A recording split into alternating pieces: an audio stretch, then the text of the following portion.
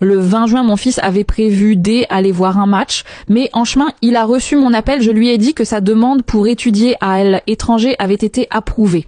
Alors, je lui ai demandé de rentrer immédiatement à la maison, mais quand il a fait demi-tour pour rentrer, il a été arrêté par un policier blanc. Le policier lui a ordonné de poser les mains sur le volant. Jacques a voulu dès à bord poser son téléphone sur le siège passager. J ai vu de mes propres yeux mon fils se faire abattre dans la rue. La conclusion du tribunal était la suivante. Jack était soupçonné de conduite dangereuse.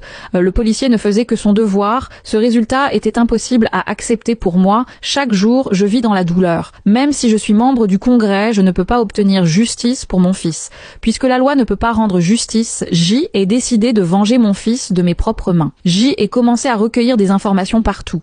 Enfin, une personne mystérieuse M a donné assez de preuves. Les notes racontaient en détail ce qui s'était passé. Elles incluaient même des informations sur des autres victimes. Je pensais qu'avec ces preuves, je pourrais laver mon fils de toute accusation. Mais le soir venu, un haut responsable est venu me voir et M a menacé pour que j'arrête d'enquêter. Il m'a dit directement que pour assurer la réélection du maire, cette affaire avait été étouffée par le chef de la police comme pot de vin destiné au maire. Je savais que je ne pouvais pas les affronter, alors j'y ai retrouvé les familles des autres victimes et nous avons décidé de révéler publiquement l'argent du pot de vin. Ce soir-là, nous avons fait exploser une voiture dans la rue pour détourner l'attention de la sécurité autour de la maison du maire. Puis nous avons fait irruption dans la maison, mais quand nous sommes arrivés à l'étage, nous sommes tombés sur la femme de chambre qui sortait des toilettes. Heureusement, elle a fait semblant de ne pas nous avoir vus, puis elle est retournée dans sa chambre.